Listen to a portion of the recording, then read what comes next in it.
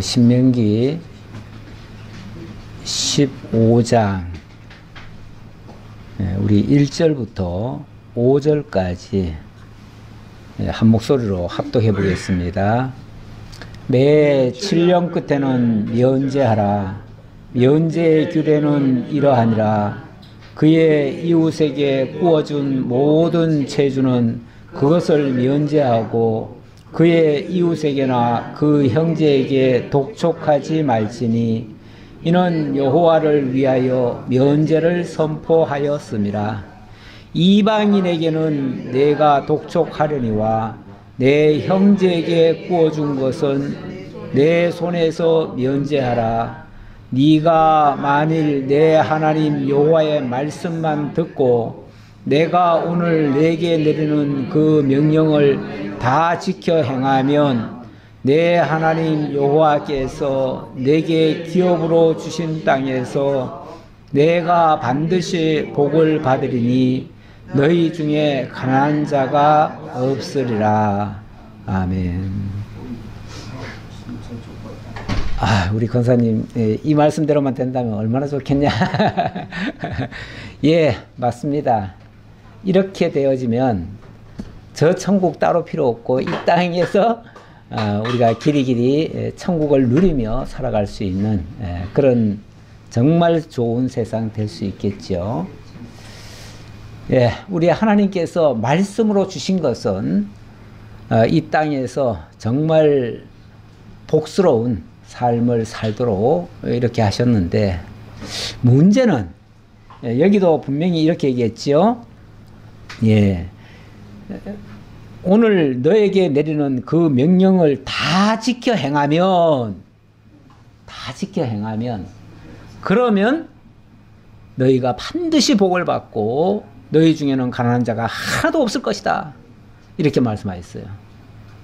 예, 다 지켜 행하기만 하면, 원래 율법이라고 하는 게 이렇게 지켜 행하면 복이라고 했잖아요. 그러니까 다 지켜 행하기만 하면 정말 복이 되는 거예요. 그 말씀이 거짓말이 아니에요. 진짜 복이 돼요. 그리고 진짜 그렇게 잘 살게 돼요. 근데 문제는 우리가 그걸 지킬 수 있느냐가 이제 문제가 되고, 결국은 그게 현실적이지를 못한 거죠. 그렇게 안 이루어지는 거죠.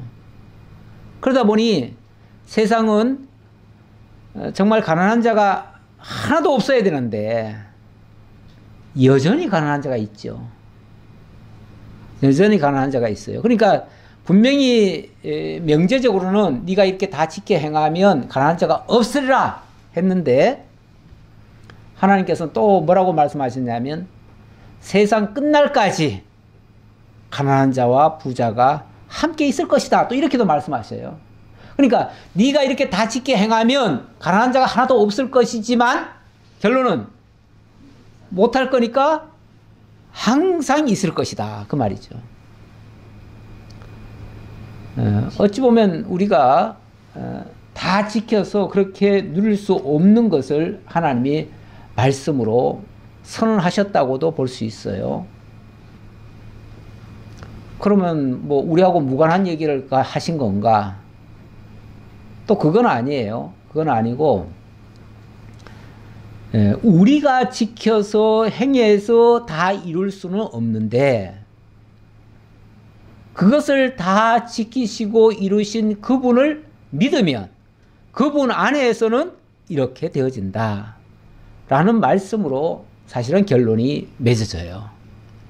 그래서 결국은 하나님이 하셔야 되는데, 하나님이 당신의 그리스도 바로 메시아를 이 땅에 보내주셔서 그로 하여금 당신이 명하신 것을 그 그리스도로 하여금 지키게 하시고 그 그리스도를 믿는 자마다 그 복에 참여하게 하시는 이런 방식으로 우리들에게 복을 주시는 거죠.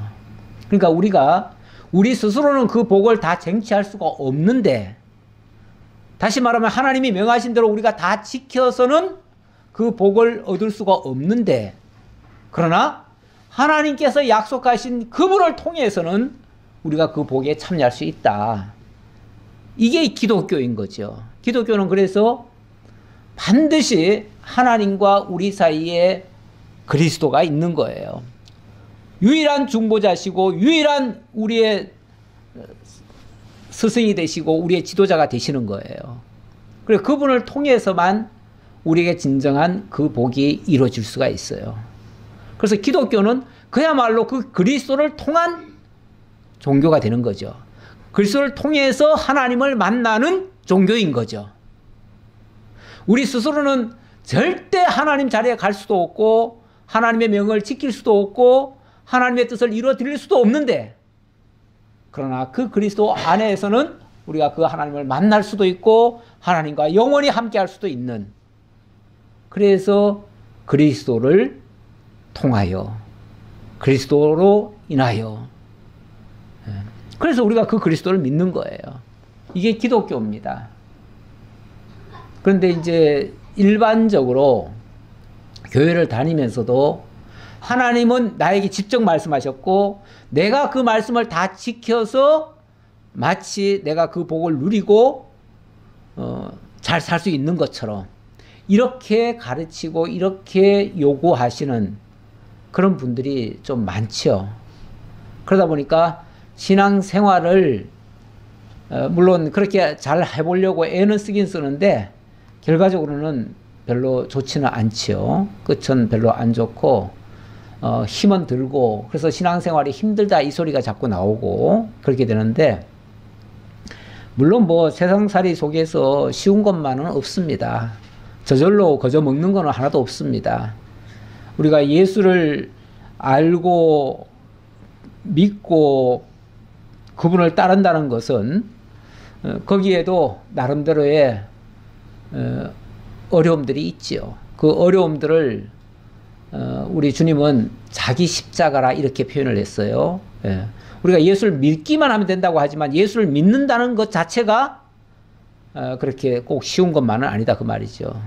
일단 말씀을 통해서 우리에게 들려주시는 하나님의 의도를 정확히 좀 파악을 할 필요가 있고, 그래서 하나님의 뜻에 거슬리지 않도록 우리가 살아갈 이유가 있는데, 그러려니까 성경을 좀 깊이 있게 배우긴 해야 됩니다.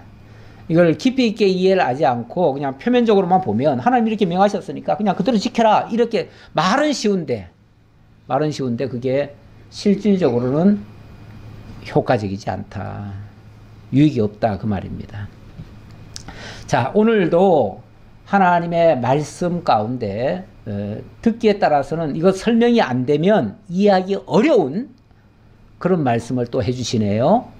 오늘 내용은 뭡니까? 매 7년 끝에는 면제하라. 면제하라. 면제라는 말은 모든 거 다 없던 걸로 해줘라 그 말이잖아요. 없던 걸로 해줘라.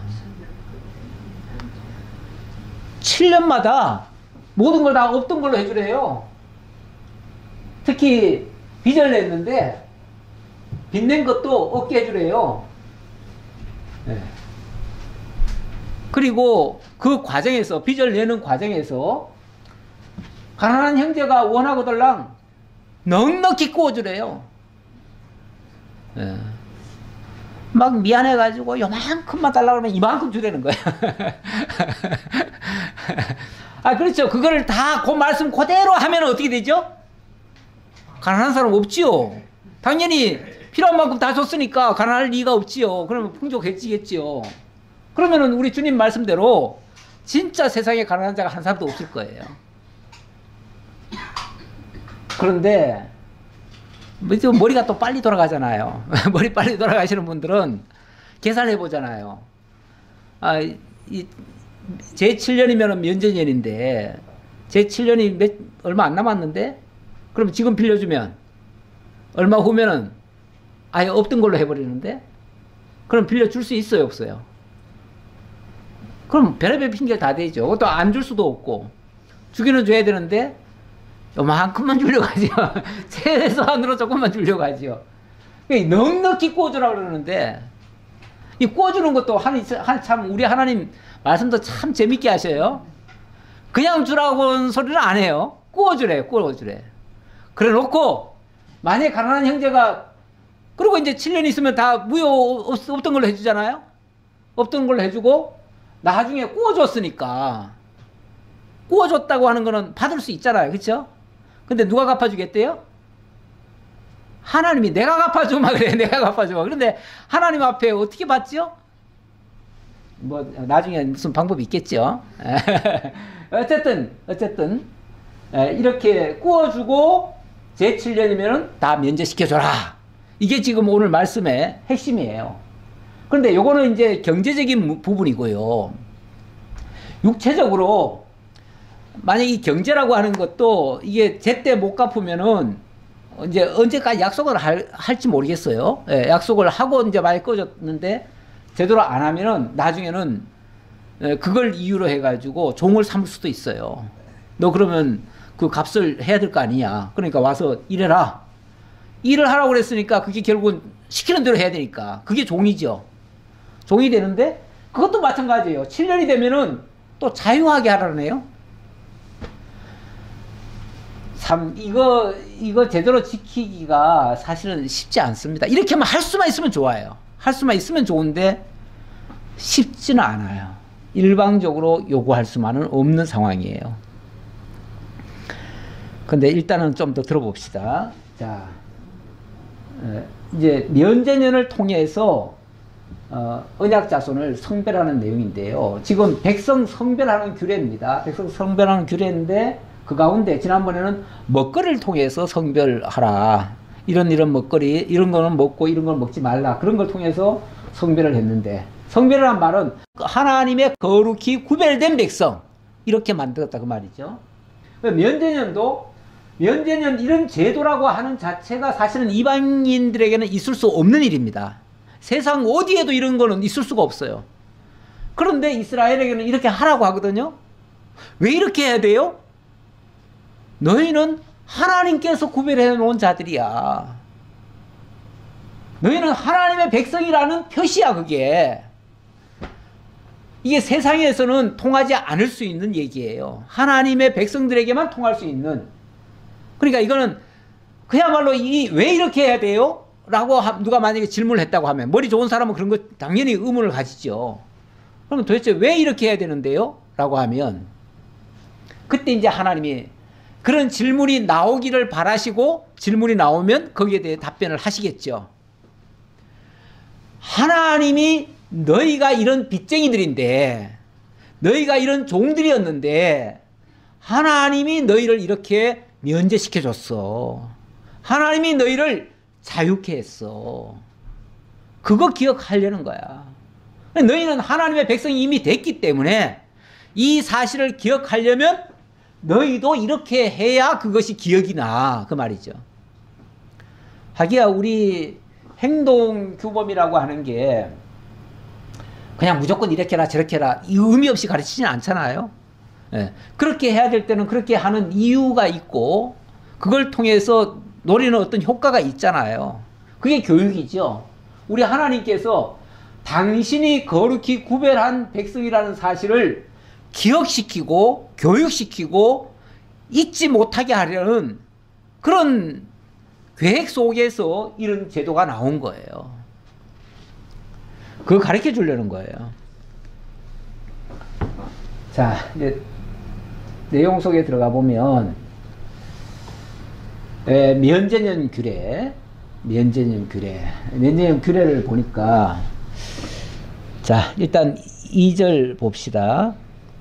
면제 규례는 이러하니라. 그의 이웃에게 구워준 모든 체주는 그것을 면제하고 그의 이웃에게나 그 형제에게 독촉하지 말지니 면제해주고 면제년이 다가오기 전에 빨리 해소해야 되겠다고 막 독촉할 수도 있잖아요. 그렇죠? 아니 그렇죠. 돈 빌려준 사람 입장에서는 면제년이 다가오면은 더 이상 못 받게 되니까 그 전에 빨리 회수를 해야 돼요. 원래 채권을 준 사람은요, 빚을 내준 사람은 좌우간 빨리 독촉을 해서라도 받아내야 됩니다. 그게 그 사람들의 의무예요. 그러니까 일반 그 사채 업체들에서 보면은 막 그거 받아내기 위해서 심지어는 뭐 얼마나 막 행포까지도 부립니까? 막 겁박도 하고 뭐 온갖 수단 방법 가리지 않습니다. 심지어는 신체 포기 각서까지 쓰게 하죠. 그렇게 해서라도 기어코 받아내는데 우리 하나님의 백성들에게는 그것이 용납이 안 됩니다. 하나님께서 용납하지 않습니다. 그런 거를. 그래서 일단은 면제하고 독촉하지 말고, 자, 그렇게 얘기를 했어요. 그런데 3절에 보니까 좀 특이한 말씀이 있어요. 이방인에게는 네가 독촉하려니와. 이게 모든 사람에게 다 통용되는 얘기가 아니네요.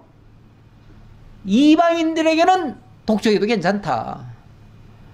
원래 유대인에게는, 여기 형제라고 얘기를 했는데 유대인들은 다 형제죠. 형제에게는 이자도 받지 말라고 그랬어요. 이자도 받지 말고 독촉도 하지 말고 나중에 그냥 면제시켜줘라, 이렇게까지 나오는데 이방인들에게는요, 이자를 받으라고 되어 있어요. 그러니까 이자 받는 것이 잘못된 건 아닙니다. 우리 가끔 이자 받지 말라 이 말씀 때문에 그 한마디만 가지고 절대 이자 놀이 해서는 안 된다. 그러려면 은행에다가 적금도 하면 안 돼요. 왜냐하면 은행에 적금해도 안전하게, 물론 이율이 조금 적긴 하지만 그래도 이자 주잖아요. 그러면은 이 땅에 사는 사람들이 이자 놀이 안 하는 사람이 어디 있어요? 돈이 조금이라도 남아 있으면은 어쨌든 은행에 넣어가지고 이자 조금이라도 받잖아요. 그것도 기독교인에게는 맞지 않다 하면은 어떻게 해야 되나요? 은행에 넣지도 말아야지. 만약에 그걸 문자적으로 지킨다면 그렇다 그 말이죠. 그런데 우리 하나님께서 그렇게 말씀하지 않고 이방인에게는 독촉하려니와, 다시 말하면 이방인에게는 빚도 줄 수 있고 정상적으로 이자 받을 수도 있고 또 안 주면은 독촉할 수도 있다. 그건 뭐 받아내야 된다 그 말이죠. 그러니까 이거는 이렇게 하는 것이 어찌 보면 정상적인 경제 활동이에요. 정상적인 경제 활동을 하는 것이 잘못이 아니라는 얘기예요. 은행을 이용해서 이자를 받고 하는 것도 잘못된 게 아니다. 그래서 그거 가지고 거기다가 그러니까 일반적인, 쉽게 말하면은 이 상거래의 어떤 질서를 얘기한 게 아니에요. 상거래법을 얘기한 게 아니에요. 상거래법이 아니라 성별규례잖아요. 성별. 하나님의 백성에게만 해당되는 규례. 이거는 특별히 하나님의 백성에게만 해당되는 얘기지 하나님의 백성이 아니라면 전혀 해당 안 되는 얘기예요. 그러니까 먹거리도 지난번에 그랬잖아요. 먹거리도 그 부정한 먹거리가 많은데 그 부정한 먹거리가 만약에 죽거나 뭐 하면은 너희들은 절대 가까이 가면 안 되고 손도 대면 안 되는데 이방인들은 뭐 하라고 그래요? 주라고 그러잖아요. 주든지 아니면은 시장에 나가서 팔아도 된다 그랬어요. 팔아도 된다. 그러니까 완전히 다르잖아요. 완전히 달라요. 하나님이 사람을 차별하는 게 아니고 보편적으로는 다 통용될 수 있는 거를 너희들한테만 특별히 안 되게 하신 거예요. 아니면 너희들만 특별히 하라는 거예요. 그렇죠? 요게 이제 성별이에요. 특별히 구별한, 거룩히 구별한. 성별이란 말은 거룩히 구별했다는 얘기거든요. 너희는 그러니까 보통 사람이 아니야 그 말이에요. 세상의 모든 이방인들은 다 보통 사람이잖아요. 그렇죠? 다 보통 사람인데 너희는 보통 사람들이 아니고 아주 특별한 백성이야. 내 백성이야. 내 백성. 내 손 안에 있고 내 가슴에 안겨 있는 자들이야. 그런 얘기예요. 그러니까 너희는 당연히 삶이 달라야지. 내 안에서의 삶을 살아야지. 내 안에서의 삶이란 결국은 그리스도 안에서는 모든 성도들이 뭐죠? 형제라는 거예요. 여기 아까 형제라고 그랬잖아요. 형제. 밖에 있는 사람들은 엄밀하게 말하면 남이에요. 남이에요. 그런데 그리스도 예수 안에서는 형제예요. 이게 다르다는 거예요. 그러니까 형제는 당연히 하나님의 기준으로 봐야 되고 하나님 안에서로 봐야 되고 하나님 안에서 정말 한 피바다 한 몸이는 한 형제임을 먼저 자각하고 대하라는 거예요. 말을 하든지 돈을 주든지 뭐 독촉을 하든지 뭘 하든지 자관 그 기준해서 하라는 거예요. 그래 하나님 안에서 한 형제임을 먼저 자각하고 해야 되니까. 그래서 이방인, 막말로 남하고는 상관이 없는 얘기가 되는 거죠. 이걸 보편적으로 적용할 법이 아니라는 거죠. 그러면서 네가 만일 내 하나님 여호와의 말씀만 듣고, 그러니까 이렇게 하면 생각할 때, 아니 그러면 내가 손해보잖아요. 내 아까운 돈을 그냥 낭비하는 거잖아요. 이렇게 항의할 거 아니겠어요? 그렇죠? 이런 의문이 당장 들죠. 그럼 나 손해보는데, 내가 힘들어서 해가지고 저 일도 안 해가지고 가난한 사람한테 내가 그냥 막 줘야 돼요? 라고 얘기한다면, 얘기한다면 하나님이 걱정하지 마. 그러면서 이 부분은 내가 책임질게. 너는 구워주는 거야. 너는 그 사람한테 구워주는데 그 사람이 안 갚으면 내가 갚아줄게. 왜냐하면 내가 아버지니까. 내가 아버지로서 내가 책임질게. 쉽게 말하면 이 얘기예요. 그래서 뭐 구제한다든지 뭘 하는 걸 하나님 뭐라고 그러냐면 여호와께 구워주는 것이니 이렇게도 표현해요. 이게 지금 사람한테 구워주는 게 아니고 1대1로 남에게 구워주는 게 아니고 하나님의 자녀인 나의 형제에게 구워주는 거다 그 말이죠. 그건 내 몸의 일부와도 같은 그런 자에게 구워주는 것이니 이거는 내가 아버지로서 내가 책임질게 이 얘기란 얘기예요. 이거는 정말 믿음 안에서만 이해할 수 있는 얘기고 믿음 밖에서는 전혀 통하지 않는 얘기예요. 요것도 이용하면 안 됩니다. 전에 우리 집사람 옛날에 교회 다니던데 그 교회가 제법 좀 큰 교회인데 거기에 한 분이 쌀집 하시면서 집사님들한테 전부 다 가가지고 다 빚을 냈어요. 쉽게 말하면 우리 쌀을 이번에 들여와야 되는데 돈이 얼마 필요하다. 막 그러면서 돈을 왕창 다 빌렸어요. 그래가지고는 어느 날 날라버렸죠. 교회가 발칵 뒤집히죠. 뭐 교인들 다 돈 끌어다가 그렇게 자기 사업하고 사업하니까 또 다 또 믿고 또 해줬죠. 그러고 나서는 이제 뭐 교인들이니까 아이고 그냥 집사님이 어려워서 그렇겠지 그러고 다 넘어간 것 같은데 나중에 보니까 그분이 신학을 하셔가지고 저하고 같은 신학교에 들어왔더라고요. 그래가지고 이 가까운 데서 개척도 하신 적이 있어요. 근데 그런 식으로 이용하면 안 되죠. 만약에 그런 돈이 있으면은 정말 진짜 자기가 은행 돈을 내서라도 갚아줘야죠. 지금 현재 오늘날 교인들한테 그렇게 해도 된다 그런 차원은 아니에요. 지금 우리는 어찌 보면 이런 율법 아래에서 지금 그대로 지금 적용한 게 아닙니다. 지금 그렇게 적용하시면 안 돼요. 그러니까 이 말씀을 오늘날 보편적인 어떤 교훈으로 가르치면 안 된다. 오히려 우리는 이방인입니다. 이 사실을 기억하셔야 됩니다. 우리는 기본적으로 이방인이었어요. 물론 그리스도 예수 안에서 이제 새로운 피조물로 새롭게 지금 하나님의 자녀라 일컬음을 받기는 했지만은 그러나 기본은 우리가 이방인들이에요. 그거를 잊지 마셔야 돼요. 그러니까 이 말씀 이렇게 돼 있지 않느냐. 그러니까 집사님 아니 같은 우리 믿음의 형제들인데 다 빌려줘야지. 이렇게 얘기하시면 그러면 7년 후에 안 갚으시려고? 그런 생각이면 도덕심보지요. 그건 완전 도덕심보예요. 지금 그런 차원으로 이 말씀을 이해하라고 말씀드리는 건 아니에요. 이거는 어디까지나 이 당시 유대인들에게 이제 하는 말씀입니다.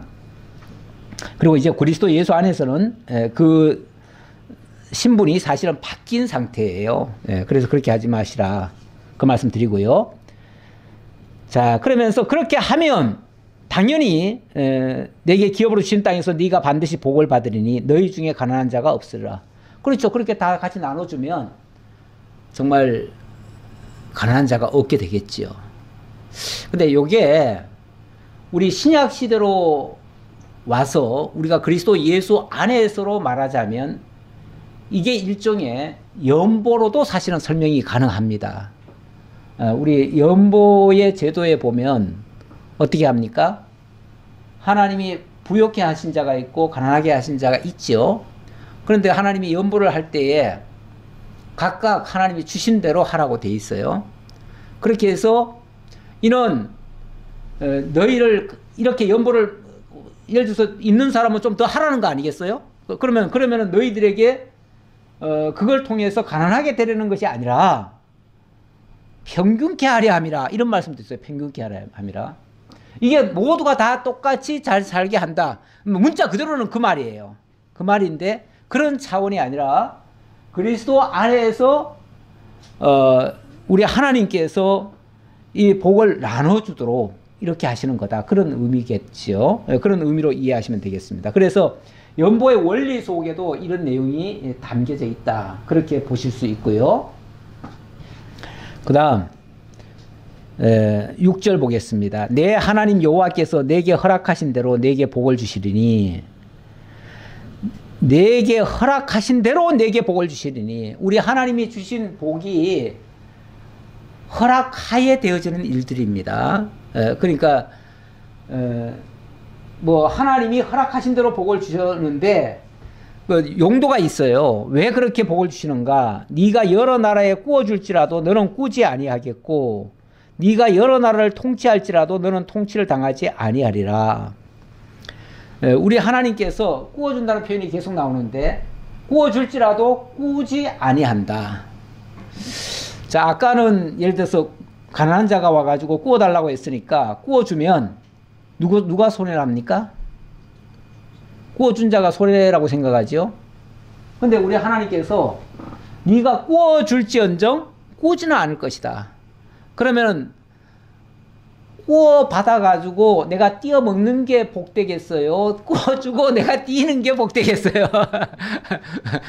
물론 뭐 너무 극단적으로 예를 들었는지 모르겠는데, 사실은 남의 돌을 띄어 먹는다고 그것이 자기에게 살이 되고 피가 되고 그걸로 해가지고 잘 살고 이러지는 못합니다. 그건 아니에요. 어찌 보면 하나님께서 가난한 자가 없게 하시려고, 그리고 하나님 안에서 어쨌든 우리 하나님 입장에서는 다 같이 잘 살게 하시려고 그렇게 하게 하신 건데, 사실은 꾸어줄지언정 꾸지 않는 사람이 더 복된 거죠. 꾸어줄 수 있다는 것은 엄청난 복인 겁니다. 그러니까 하나님이 이 꾸어주고 받지 말라 하는 말은 그만큼 내가 너한테 복을 주지 않았느냐. 그리고 그거 꾸어주더라도 나는 더 복을 준다. 이런 보장이나 똑같은 얘기예요. 그러니까 하나님이 복을 주신다는 그 전제 아래 꾸어주라는 거예요.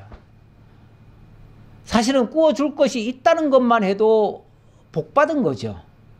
원칙은. 그렇죠? 그러니까 꾸어줬다고 해서 손해볼다고 생각하시지 마시고, 또 나를 통치할지라도 너는 당하지 아니하리라.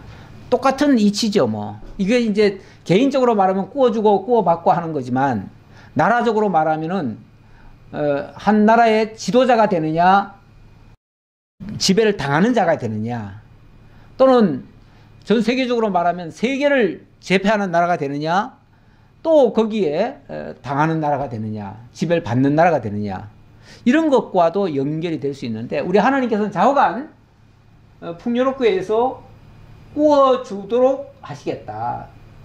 사람에게 손해보는 것 같아도 절대 손해보기는 하지 않겠다. 그런 얘기입니다. 그런 얘기인데, 여기 열왕기하의 말씀을 가져온 거는, 근데 사람은 이렇습니다. 돈을 빌려주면 어떻게 해서든지 받아내려고 하죠.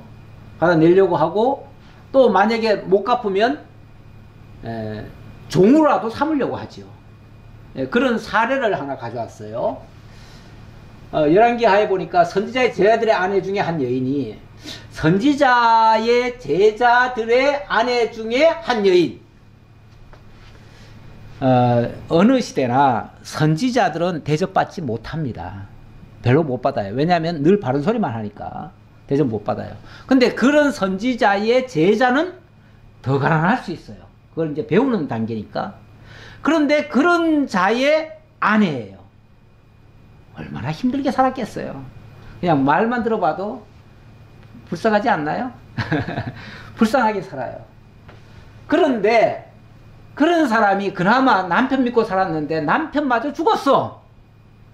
그러면 이 여자는 도무지 살 길이 없어요. 살아갈 길이 없어요. 그러니까 어떻게 아는 사람한테 빚이라도 내서 우선 먹고 살아야 되니까 당장 빚을 좀 낸 거예요. 그런데 이 사람이 지금 난처하게 됐어, 입장이. 왜 난처하게 됐냐면 이제 빚준 사람이 와서 나의 두 아이를 데려가 그의 종을 삼고자 하나이다. 돈 내놓으라고 하는데 내놓을 게 없으니까 그럼 너들 아들들이라도 데려가서 내가 종을 삼겠다. 정 안 갚으면 내가 팔아먹겠다. 막 이런 식으로 아마 겁박을 한 것 같아요. 그러니까 엘리사한테 그 사실을 이제 호소를 했지 않습니까? 그랬더니 내가 너를 위해서 어떻게 해줄까? 그랬더니 너 집에 뭐 있느냐? 그러니까 우리 집에는 뭐 있는 거라고는 탈탈 털어가지고 기름 하나밖에, 기름 한 그릇 외에는 없습니다. 아무것도 없습니다. 이렇게 대답을 했어요. 진짜 오늘 저녁 먹을 양식도 없습니다. 그 양식을 그 사람들은 주로 이렇게 밀가루를 구워 먹기 때문에 기름을 발라가지고 밀가루를 구워서 이렇게 먹기도 하는데 기름은 한 그릇 있는데 그거 구워 먹을 밀가루도 하나 없습니다. 이렇게 얘기를 했어요. 그랬더니 그러면은 너 밖에 나가서 사람들한테 이번에 빈 그릇만 좀 빌려와라. 빈 그릇만. 아마 이 집은 빈 그릇도 별로 없었던가 봐. 근데 빈 그릇만 빌려와라. 그래서 빌려왔더니 거기다가 그 기름 따라라. 따랐는데 따르니까 따르자마자 기름이 계속 나오잖아요. 그래가지고 그러면 너 이거 가지고 팔아서 그 빚 다 갚아라. 그러면 네가 그 아들 종으로 안 뺏길 수 있다. 이렇게 일러줬어요. 결국 이것이 지금 하나님의 사람이 이 문제 해결을 해준 겁니다. 근데 결국은 하나님께서 그거 책임진다라고 하는 어떤 면에서 그런 차원의 말씀이 되겠죠. 이제 한 사례를 얘기한 건데 이런 일도 있었다라는 이야기를 말씀드리고요. 자, 7절 보겠습니다. 7절부터 11절. 가난한 형제가 원하면 넉넉히 구워주라고 명하시네요.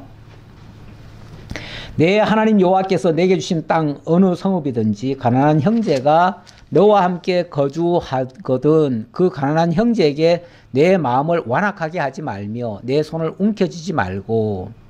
가난한 형제가 와가지고 뭐 좀 막 죽는 소리를 해가면서 당장 먹을 게 없으니 뭐라도 좀 주십시오 그러면은 이 손이 그냥 막 움켜져져요. 더 이게 나가질 않아. 이건 뭐 본능입니다. 우리 인간의 본능이에요. 어찌 보면. 예. 아이고 얼마나 힘드니. 그리고 그냥 얼른 문 열어가지고 얼른 내주고 이런 예는 거의 없습니다. 예, 없는데 반드시 내 손을 그에게 펴서 그에게 필요한 대로 쓸 것을 넉넉히 구워주라. 손을 펴주래요. 있는 거 감추지 말고 오히려 나 이만큼 있는데 이거면 되겠느냐 하고서 주라는 거죠. 진짜 우리 아까 권사님 이런 것만 있으면 얼마나 좋겠나 그랬었는데 진짜 이렇게만 할 수 있으면 참 좋긴 좋겠어요. 그렇죠? 제가 신학교 시절에 제가 처음에 신학을 한 곳이 어디냐면은 고신 쪽입니다. 고신 쪽인데 그쪽에 목사님 중에 그분은 진짜 성자라는 칭호를 받았었어요. 그 당시에. 이분은 정말 돈에 대해서 그렇게 막 초열하신 분이에요. 근데 이제 연보가 들어오면 근데 그 당시는 또 그랬던가 봐요. 그 당시는 뭐 회계 집사님들이 이렇게 뭐 회계를 하고 그걸 돈을 따로 관리하고 이게 아니고 연보가 들어오면 그냥 목사님 쉽게 말하면 집으로 다 가져왔나 봐. 그래가지고 막 이렇게 잔뜩 싸놨다 그러더라고. 늘 돈이 있대요 거기에. 있는데 그 교회 동네가 굉장히 가난한 동네입니다. 근데 교인들 중에 어려우신 분들이 와가지고, 제가 이제 어려운 얘기를 하겠죠. 그러면 이 돈 가져가서 그냥 푹 집어준대요. 집어주면서, 소금 장수라도 하라고. 소금 장수 하라고. 그렇게 그냥 보낸대요. 또 뭐 하라고. 그러면서 이제 보낸대요. 그러다 보니까 필요하신 분은 거기 와서 가져가는 거예요.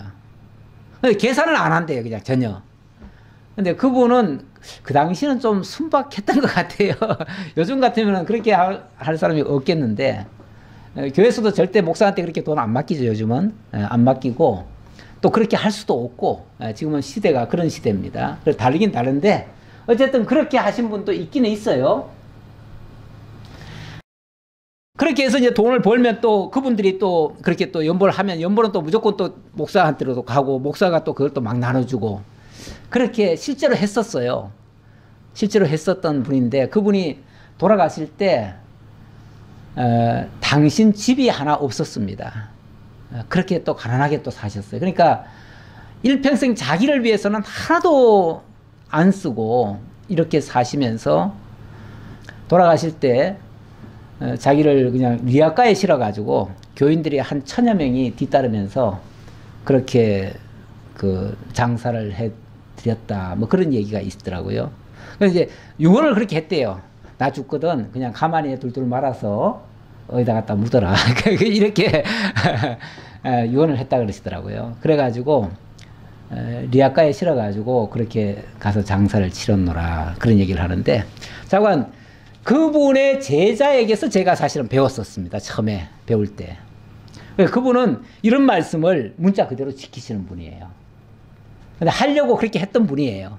물론 그 후대에는 그렇게 안 돼요. 그때는 어떻게 그게 전후에 굉장히 어려운 시절, 너나 할 것 없이 다 어려운 시절에 아마 그랬던 거 가능했던 것 같아요. 그래서 자관 교계에서는 뭐 그 당시 뭐 맨발의 성자다 이런 표현을 쓰긴 썼어요. 근데 요즘은 그거는 좀 아닌 것 같기도 해요. 네.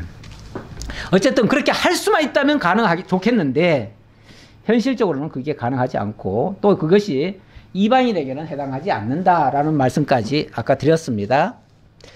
가난한 형제가 이렇게 하거들랑 움켜쥐지 말고 그에게 필요한 대로 쓸 것을 넉넉히 구워주라.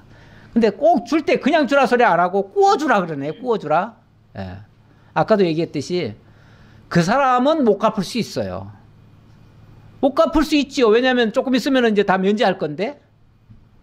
그런데 그게 하나님께 구워주는 것이다. 이렇게 얘기를 해요. 삼가 너는 마음에 악한 생각을 품지 말라.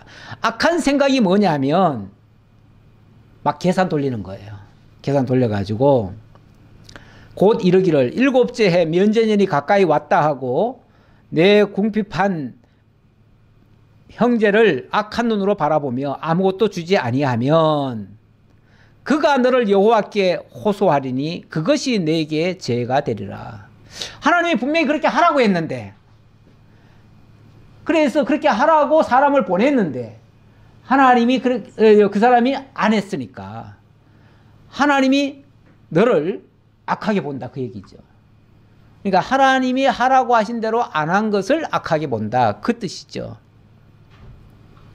그러면서 10절 너는 반드시 그에게 줄 것이요 줄 때에는 아끼는 마음을 품지 말 것이니라. 저보고 이렇게 지금 하라고 그러면은 저는 못합니다. 죽었다 깨어나도 못해요. 이렇게 할 수가 없어요. 그러니까 지금 이것을 그대로 적용을 해버리면 지금 이 시대에는 전혀 안 맞는 얘기일 수도 있다. 그리고 이로 말미암아 내 하나님 여호와께서 내가 하는 모든 일과 내 손이 닿는 모든 일에 내게 복을 주시리라. 이걸 통해서 너에게 복을 주시리라 그랬는데, 그게 하나님이 복 주시는 방법 중에 하나일 수 있어요. 네. 그래 놓고, 자, 11절 말씀이 상당히 또 의미심장한 말씀입니다. 땅에는 언제든지 가난한 자가 그치지 아니하겠으므로, 땅에는 언제든지 가난한 자가 그치지 않는다네요. 아니, 이 말씀이 만약 그대로 적용이 돼가지고 실제 이렇게 되어지면 가난한 자 없어지지 않겠어요? 어떻게 더 이상 가난한 자가 있겠나요? 그런데 하나님께서 언제든지 가난한 자가 그치지 않겠대요. 그러니까 이 일이 한번 이렇게 해가지고 가난한 자가 구제되고 그래서 다 잘 살게 되고 모두가 다 정말 부유하게 다 잘 살게 되는가? 그렇지 않다는 거죠. 그렇지 않고 언제든지라는 말은 결국은 세상 끝날까지 그 말이에요. 세상 끝날까지 세상에는 가난한 자와 부자가 함께 있다는 거예요. 다만 이걸 통해서 내가 너에게 명령하여 이르노니 너는 반드시 내 땅 안에 내 형제 중 곤란한 자와 궁핍한 자에게 내 손을 펼치니라. 결국 이걸 통해서 가난한 자를 결국은 하나님이 가난한 자를 두신 거예요. 두신 거 아니겠어요? 결과적으로 말하면.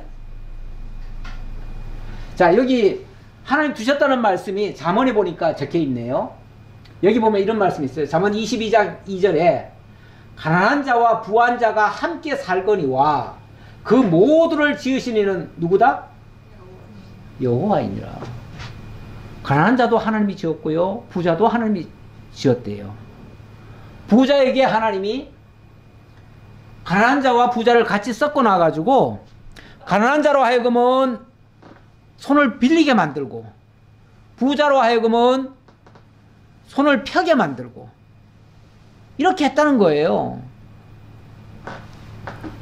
그러면서 또 덧붙이는 말씀이 이런 것도 있죠. 21장 13절에는 길을 막고 가난한 자가 부르짖는 소리를 듣지 아니하면 자기가 부르짖을 때에도 들을 자가 없으리라.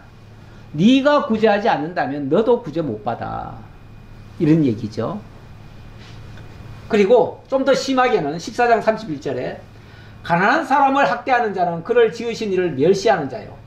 만약에 그 가난한 자, 네가 뭐 게을러서 돈을 안 벌어서 그렇지 그러면서 막 내쫓아버리고 예를 들어서 안 했다? 안 도와줬다? 그러면은 그 가난한 사람을 학대하는 자가 바로 그 사람을 지으신 하나님을 멸시하는 꼴이 된다. 그런 얘기예요. 그러면서 궁핍한 사람을 불쌍히 여기는 자는 주를 공경하는 자니라. 반대로 긍휼히 여긴다면 그가 바로 주를 경외하는 자다. 결국은 주를 경외하는 자와 경외하지 않는 자를 가르는 어떤 그 기준으로 하나님이 구약시대에 이런 제도를 만들어 놨다는 얘기예요. 이게 성별 규례 중에 나와 있는 거예요.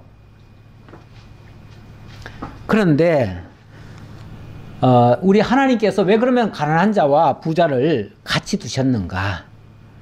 이게 이제 제일 중요한 얘기가 될 것 같은데, 어찌 보면 가난한 자는 구제를 받게 하려고 한 거고 부자에게는 하나님이 나눠주게 하신 거예요. 여기 또 이런 표현도 있죠. 너는 반드시 내 땅 안에 내 형제 중 곤란한 자와 궁핍한 자에게 내 손을 펼치니라. 만약 안 펼치면 너에게 묻겠다. 이런 말씀이기도 하죠. 실제 그런 말씀이 있긴 있어요. 어느 동네에 만약에 가난한 자가 있고 심지어 굶어 죽는 사람이 있다. 그러면은 그의 핏값을 그 동네의 부자에게 묻겠다. 우리 하나님이 이런 식으로 또 표현하신 적도 있어요. 저 경주에 가면 채부잣집이라고 아시죠? 다 들어보셨죠? 네. 그 채부자가 늘 하는 지론이 있어요. 그 지론이 뭐냐면 내 경내 안에서는 굶어 죽는 자가 없게 하라. 그게 그 사람의 어떻게 보면 자기 철학이에요. 그래가지고 어떤 사람이든지 자관 가난해서 굶어 죽을 지경이 되면 나한테 오라. 그럼 내가 다 먹고 살게는 해주겠다. 물론 그 사람은 부자니까 그럴 수도 있긴 있어요. 그러나 그 마음을 그렇게 쉽게 쓰기는 어렵지요. 근데 어쨌든 그 사람은 하나님을 믿는 사람은 아니었던 것 같은데 어쨌든 그런 말도 하고 실천도 했기 때문에 그 사람이 경주 채부잣집 하면은 아주 유명 인사가 돼버렸어요. 가끔 세상에서도 그렇게 선한 일을 하는 사람이 있기는 있어요. 근데 이제 하나의 원칙은 분명히 하나님께서 세우신 원칙은 하나님의 백성들은 어떠한 경우에도 가난한 자가 되지 말라는 얘기예요. 그리고 어떠한 경우에도 종이 되지 말라는 거예요. 왜냐하면 그들의 과거가 원래 가난한 자들이었어요. 그리고 그들의 과거가 원래 애굽 땅에서 종노릇 했던 자들이에요. 그들은 정말 빌어먹는 자들이었어요. 한마디로 빌어먹는 자들이었어요. 그런데 우리 하나님께서 거기서 이끌어내셔가지고 부욕해 하신 거예요. 그리고 그들에게 자유를 주신 거예요. 그랬으니까 다시는 너희가 종되지 말아라. 다시는 너희가 가난하지 말아라. 이걸 하나님이 가르쳐 주시는 거예요. 왜? 진짜 부여하신 내가 너와 함께하고 있지 않느냐. 이걸 가르쳐 주려는 거예요. 그런데 자기네들 계산 방식대로 살려고 하면 거기서 떠나겠죠. 그 원칙을 안 따르겠죠. 그러면은 결국은 그들이 가난해질 거예요. 그리고 가난해지다 보면은 결국은 종이 될 거예요. 거기서 절대 그쪽으로 빠지지 말라고 하나님이 그렇게 하신 것이고, 그건 이스라엘 백성들에게 내가 너희의 아버지다, 내가 너희의 하나님이다, 이걸 가르쳐 주려고 이렇게 하신 것이다. 그래서 이런 원리에 의해서 신약시대에 이제 그리스도 예수 안에서는 우리가 이제 영적인 신분으로서 하나님의 자녀가 되었습니다. 이제는 물질적으로 육적으로 이렇게 가난한 자에게 나눠주고 이렇게 하는 게 아니라 복음으로 나눠주는 거예요. 그러니까 복음으로 가난한 자, 복음으로 가난한 자가 어떤 자들이죠? 죄와 사망 가운데 죽었던 자들이에요. 그야말로 하나님을 알지 못해서 종로로 타고 있는 자들이에요. 마귀에게. 그들에게 우리가 진리로 그들에게 풍요롭게 해주는 거죠. 그들에게 복음을 전달해 주는 거죠. 그래서 우리 기독교인들은 이게 일종의 사명입니다. 가난한 자가 요청할 때 마땅히 들어줘야 돼요. 근데 그게 물질로 하라는 얘기가 아니라 이제는 물질이 아니라 복음으로서 그렇게 하라는 거예요. 복음으로서. 그 필요한 자들에게 복음을, 그래서 우리는 그 복음이 필요한 자들을 찾아가는 거기도 하죠. 찾아가기도 하고 또 그들에게 전달하기도 하고, 그래서 죄의 종로로 있는 자들을 다 하나님 안에서 자유자로 만들어주는 일, 그 일을 하는 것이 오늘날 거기에 부합된 일종의 이 말씀이 가리키는 진리의 말씀이 되겠죠. 그리고 이것이 우리 주 예수 그리스도께서 직접 우리에게 다가오셔서 우리를 위하여 그렇게 하셨어요. 실제로 해주셨어요. 그 내용이 결국은 우리가 이제 연보라고 얘기할 수 있는 거죠. 연보가 어떤 의미에서는 그게 단순한 돈이 아닙니다. 돈이 아니에요. 연보 또는 헌금, 이걸 이제 돈으로만 생각을 하는데, 우리 주님께서 원래 어떤 분이시냐면, 우리 주 예수 그리스도의 은혜를 너희가 알거니와 부요하신 이로써 너희를 위하여 가난하게 되시면, 그분이 엄청 부요하신 분입니다. 천지의 대주제십니다. 그런 분이 우리를 위하여 우리에게로 다가오셔서 우리에게 당신의 것을 다 내어주시느라고 당신이 그냥 죽어지시기까지 하셨어요. 몽땅 다 내주신 거예요. 아낌없이 다 주신 거예요. 그러는 바람에 그가 가난하게 되셨어요. 근데 그렇게 가난하게 된 것이 그가 진짜 가난해서 이제 망했는가, 그게 아니고 그의 가난함으로 말미암아 너희를 부욕해 하고 당신도 또 하나님 보좌 우편에 올라가셨죠. 가장 부요한 자로 나타내신 거죠. 이렇게 되신 것을 가리키는 하나의 예언적인 말씀이 되겠다, 그 말이에요. 종 이야기는 다음 주에 더 해야 되겠네요. 이제 결론적인 얘기를 해보겠습니다. 누가복음, 이 말씀이 결국은 우리 주 예수 그리스도와 연결이 되는데, 누가복음 4장 16절에 보면 예수님께서 회당에 가셔가지고 안식일에 성경을 읽으십니다. 그게 늘 아마 관례적으로 하셨던가 봐요. 매주 그렇게 하셨던 모양인데, 어떤 사람이 선지자 이사야의 글을 예수님께 이렇게 드렸나 봐요. 그러니까 예수님께서 책을 딱 한 군데 펼쳐놓고는 이렇게 읽으십니다. 주의 성령이 내게 임하셨으니 이는 가난한 자에게 복음을 전하게 하시려고 내게 기름을 부으시고 나를 보내사 포로된 자에게 자유를, 눈먼 자에게 다시 보게 함을 전파하며 눌린 자를 자유롭게 하고, 이 말을 하죠. 여기서 지금 예수님이 그 이사야의 말씀, 이사야 아마 53장인가요? 58장인가요? 거기 있는 말씀일 거예요. 그 말씀을 가지고 인용을 하시면서 그 말씀이 나에게 임하셨다, 이렇게 얘기를 해요. 나에게 임하셨다. 당신에게. 그 주의 성령을 통해서 예언하신 말씀이 바로 나에게 임하셔서 뭘 하라고 그렇게 하시냐면은 가난한 자에게 복음을 전하게 하시려고. 그래서 이제 그 구제하고 꾸어주는 일이 쉽게 말하면 복음 전파하는 일이다, 그 말이죠. 말씀을 전파하는 일이다. 누구에게요? 진짜 가난한 자, 죄와 사망 가운데 있는 자, 마귀에게 종로로 타는 자, 그들에게 복음을 전하게 하는 것이고, 그 일을 위하여 내게 기름을 부으시고 나를 보내서 포로된 자에게 당신을 보내셨다는 거예요. 죄와 사망 가운데 있는 자들에게 보냈다는 거예요. 그래서 에베소서 4장 8절에 보면은 예수 그리스도께서 위로 올라가실 때 밑에 사로잡혔던 자들을 사로잡아가지고 이끌어내셔가지고 하늘에 올리셨다, 그 말을 합니다. 죄와 사망 가운데 마귀의 종로로 타는 자들을 이끌어셔서 다시 하늘로 올라가신 거다. 그러니까 예수님이 왜 십자가에 못 박히 죽으시고 다시 부활하셨는가? 이 아래에 있는 자들에게 당신을 나눠주려고 내려오셨고, 거기서 사로잡아가지고 이끌어 올리셨다. 그게 바로 구원이다, 그 말이죠. 뭐 사로잡았다 그러니까 우리를 뭐 체포했다는 얘기가 아니라 마귀에게 붙잡혀 있는 자들을 이끌어 내셨다, 그 말이죠. 그게 가난한 자들에게 복음을 전하는 것이고, 그게 포로된 자에게 자유를 주신 것이고, 눈먼 자에게 다시 보게 하는 것이고, 이렇게 하는 거다.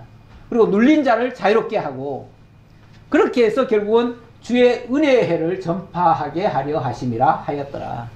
결국 이것이 하나님이 당신의 백성들을 위해서 계획하시고 약속하신 그 언약을 이루는 결과였다. 결국 예수 그리스도께서 진정한 우리의 구원자이시며 또한 우리를 가난에서부터 이끌어내시는 영적 죄와 사망의 마귀의 종노릇에서부터 우리를 건져내서 하나님의 자녀로, 하나님의 나라 백성으로 부욕해 하시는 그분이시다.